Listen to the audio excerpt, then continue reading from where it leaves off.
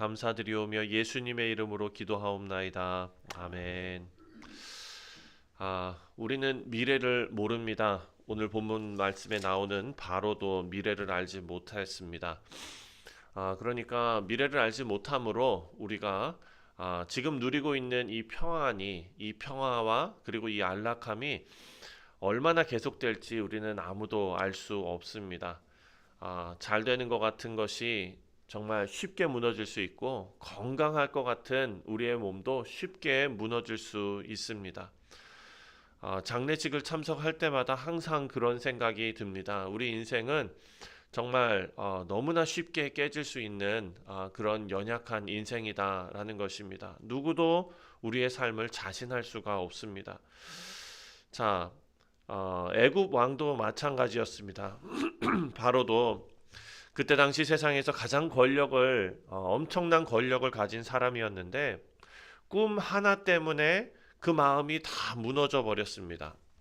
자, 어제 우리가 묵상했던 말씀이죠. 8절 말씀을 보면 아침에 그의 마음이 번민하여라고 말합니다. 하루아침에 바로의 마음이 번민하여. 자, 세상은 아무리 강해 보여도 불안할 수밖에 없다는 것입니다. 권력이 있어도 불안합니다. 풍요가 있어도 불안합니다. 그러니까 꿈 하나 때문에 자기가 아무리 많은 것을 가지고 있어도 번민했다, 마음이 흔들렸다라는 것입니다. 왜냐하면 내가 지금 이렇게 많이 갖고 있어도 내일 어떻게 될지 모르는 게 인생이기 때문이죠. 그런데 사랑하는 성도님들, 사람은 미래를 모르는데 하나님께서는 미래를 알고 계심을 믿습니다. 근데 하나님 미래를 알고 계시는 것뿐만 아니라 미래를 준비하고 계심을 또 믿습니다. 예. 이것이 우리 그리스도인들이 가지고 있는 소망이고 또 확신이고 그리고 우리의 자랑 아니겠습니까? 우리는 알지 못하는 모든 사람들이 염려하는 그런 인생을 우리가 살고 있지만 우리의 인생은 주님의 손 위에 있다라는 것입니다. 자, 첫 번째, 하나님은 세상이 보지 못하는 것을 보고 계심을 오늘 본문이 우리에게 알려주고 있습니다.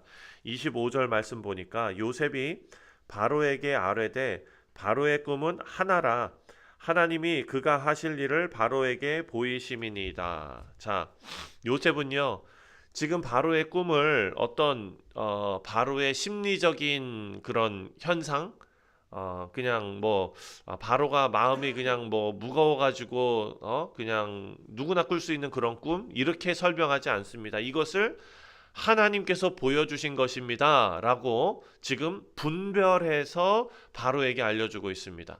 그 메시지 속에는 뭐가 있습니까? 바로 미래의 주인이 당신 바로가 아니라 하나님이십니다 라는 메시지가 숨겨져 있는 것이죠. 자, 애굽은요 당시 세계 최고 나라 아니었습니까? 과학기술도 아마 되게 발달해 있었을 것입니다. 하늘을 보는 천문학도 아마 발달해 있었을 것입니다. 경제도 그렇고 군사력도 그렇고. 그런데 그렇게 강대한 나라도 그 나라가 앞으로 당하게 될 그런 기근을 전혀 예상하지 못했다라는 것입니다. 하나님께서만 알고 계셨습니다. 그리고 하나님께서도 감옥에 있는 요셉에게 그 의미를 깨닫게 해주셨습니다. 요셉의 능력으로 그것을 안 것이 아니라 하나님께서 깨닫게 해주셨다. 우리 사랑하는 성도님들, 지금 우리가 처해 있는 것만 보고 살면 우리의 인생도 어찌 보면은 망하는 길로 가게 될 것입니다. 형편이 좋으면 괜찮다고 생각하기 때문이고 또 경제적으로 안정이 되면 우리가 안전하다 생각합니다. 제가 우리 이웃의 주민과 걸어가다가 이렇게 같이 잠깐 만나서 얘기를 했는데요, 어제. 근데 한 82 정도 되신 그 분이신가 봐요. 그런데 얘기하시면서 계속 자랑을 하시는 거예요. 내가 뭐 사회 연금이 얼마고 뭐가 어쨌고 그래서 나는 괜찮고 와이프도 어때서 괜찮고. 근데 계속 그 얘기만 하시는 걸 보니까 안 괜찮아 보여요. 예. 그러니까 지금 우리가 가지고 있는 지금이 무엇인가가 중요한 것이 아니라는 것을 우리는 깨달아야 합니다. 사랑하는 성도님들, 우리 지금이 형편이 괜찮고 형편이 어렵고 이것이 중요한 것이 아니라 우리가 누구 손 위에 있는가가 너무 중요한 것 아니겠습니까? 하나님 없이 풍요만 붙들고 있는 것이 문제이고 하나님 없이 가진 것은 우리에게 미래를 보장해 주지 못하기 때문에 더 큰 문제입니다. 왜냐하면 하나님께서만 우리의 미래를 알고 계시고 하나님께서는 우리의 미래를 준비하고 계시는 분이시기 때문입니다. 사랑하는 성도님들, 오늘도 깨어 하나님 앞에 기도하며 또한 말씀으로 하루를 시작하는 우리 모두에게는 하나님께서 무엇을 준비해 주셨는가? 저 천국의 거처를 준비해 주셨음을 믿습니다. 자, 두 번째로는 하나님께서 이 풍요로움 속에서도 경고하시는 말씀을 우리는 깨달아야 합니다. 30절 말씀을 보니까요. 30절에 후에 7해 흉년이 들므로 애굽 땅에 있던 풍년을 다 잊어버리게 되고 이 땅이 그 기근으로 망하리니 라고 말합니다. 요셉이 꿈을 해석하는 것입니다. 그런데 요셉이 꿈을 해석하면서 기근에 대해서는 길게 설명을 합니다. 풍년의 이야기는 짧습니다. 기근의 이야기가 계속 길고 반복됩니다. 왜 그렇습니까? 하나님의 이 꿈을 통한 메시지가 분명하기 때문입니다. 하나님의 메시지는 잘해서 너희가 많이 얻을 것이다 라는 메시지가 아니라 하나님의 메시지는 지금 경고입니다. 경고. 그 사람은 풍요 속에서 쉽게 착각해 버리기 때문에 이 평안이 계속되는 줄 알지, 이 안정이 영원할 줄 알지, 그 이후에 있을 어떤 일에 대해서 대비하지 못합니다. 우리 사랑하는 성도님들, 우리 자라나는 다음 세대들에게도 뱀처럼 세상에서 지혜로워야 되지 않겠습니까? 예, 요즘은요 우리 젊은 친구들하고 같이 얘기해 보면은 그냥 한탕, 네, 어떻게 해가지고 그냥 한 번에 그냥 노력 없이 한 번에 어떻게 해가지고 내 인생 돈을 굴려서 잘 먹고 잘 살아야지라는 생각을 많이 꿈꾸고 가지고 있는 것 같습니다. 사랑하는 성도님들 많이 살아보셨으니까 그런 거 아니잖아요. 그렇죠? 땀방울 없이는 아무것도 없습니다. 그렇죠? 네, 마찬가지로 또 지금 우리가 받는 이 뭐 그 월급이라든지 뭐 이런 거 가지고 나누고 절약하고 또 지혜롭게 사용해서 이것을 내일 미래를 위해서 준비하는 그런 것도 필요한데 그게 아니라 오늘을 즐겨버리는 걸로 다 써버리는 그런 친구들도 얼마나 많습니까? 네, 플렉스라고 하잖아요. 그렇죠? 내 인생 뭐 있나? 욜로가 뭔지 아십니까, 여러분? 욜로? 옛날에 한참 유행했던 젊은 사람들에게 유행했던 단어인데 You only live once예요. 한 번 사는 인생, 나 그냥 막 살고 하고 싶은 대로 다 알고 사겠다 이거예요. 사랑하는 성도님들, 그런데 오늘 본문 말씀 보면 하나님께서는요 우리에게 미래를 준비하라 계속해서 경고하십니다. 그것은 비단 이 애굽에 관한 이야기만은 아닙니다. 우리 인생에도 마찬가지입니다. 자, 바로의 꿈을 보면은 살진 소도 마른 소에게 삼켜질 수 있다라는 것입니다. 풍성한 곡식도 메마른 곡식에게 먹힐 수 있습니다. 이것이 인간 세상의 연약함입니다. 우리가 의지하는 것은 생각보다 쉽게 무너질 수 있다. 그래서 하나님은 풍요 속에서도 먼저 경고하십니다. 성경에서 하나님의 심판은 갑자기 떨어지는 경우보다도 먼저 경고가 주어지는 경우가 참 많았습니다. 노아 시대에도 그랬죠. 하나님께서 노아를 준비시키시면서 그리고 경고하셨습니다.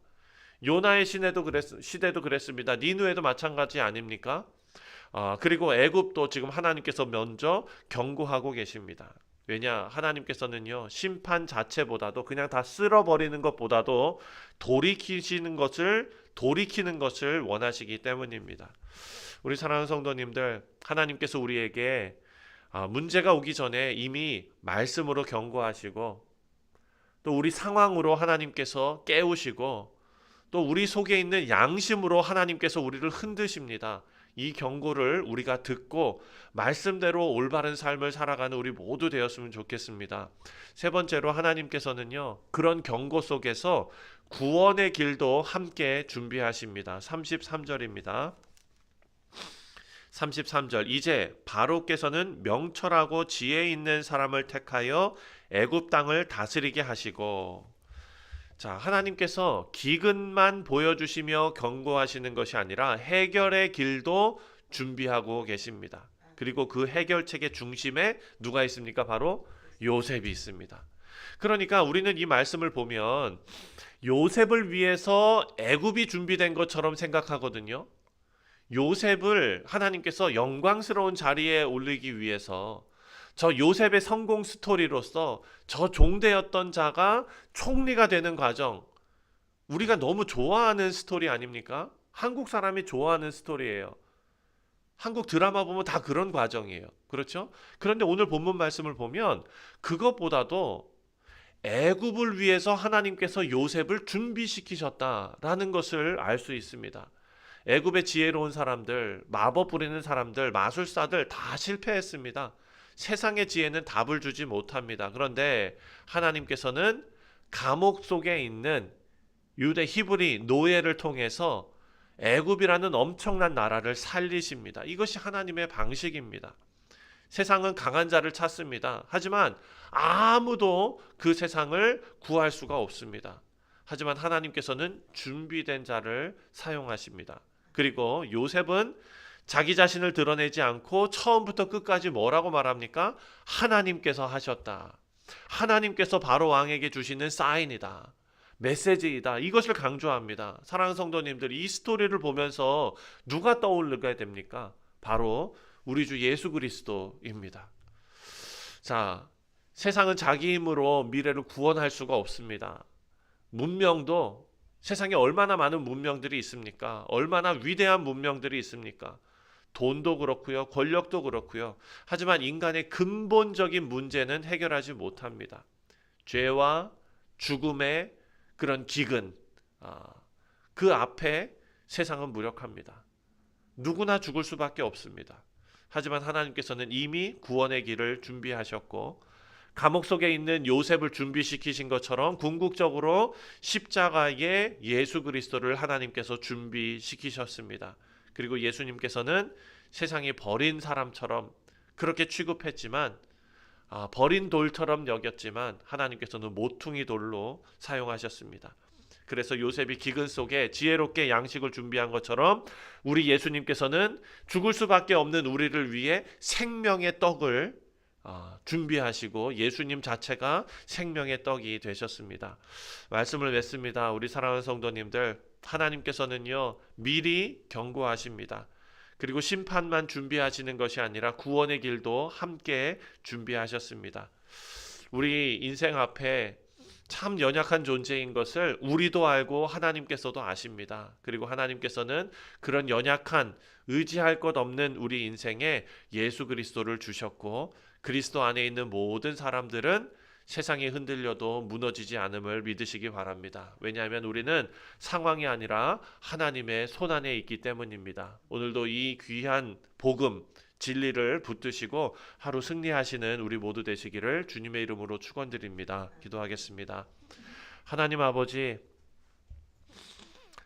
미래를 알지 못하면서 하루를 살아가는 우리 모두 아버지 어찌 보면은 눈을 가리고 벼랑 끝을 걸어가는 그런 인생인 것 같습니다. 하지만 아버지, 우리가 하나님의 손을 붙들고 맞잡은 손 놓지 않고 그 길을 걸어갈 때에 어떤 길보다 안전한 길임을 믿습니다. 오늘 말씀을 통해 우리의 삶과 미래가 오직 하나님의 손에 있음을 다시 한번 깨닫게 하시고 이 세상이 줄 수 없는 참된 지혜를 우리 주 예수 그리스도 안에서 찾게 하시고 또 다가올 미래를 우리가 두려워하면서 떨고 있기보다 하나님의 신실하심 그리고 하나님의 주권을 신뢰하며 그 하나님의 신실하심에 우리의 인생을 묶어 주옵소서. 감사드리오며 예수님의 이름으로 기도하옵나이다. 아멘.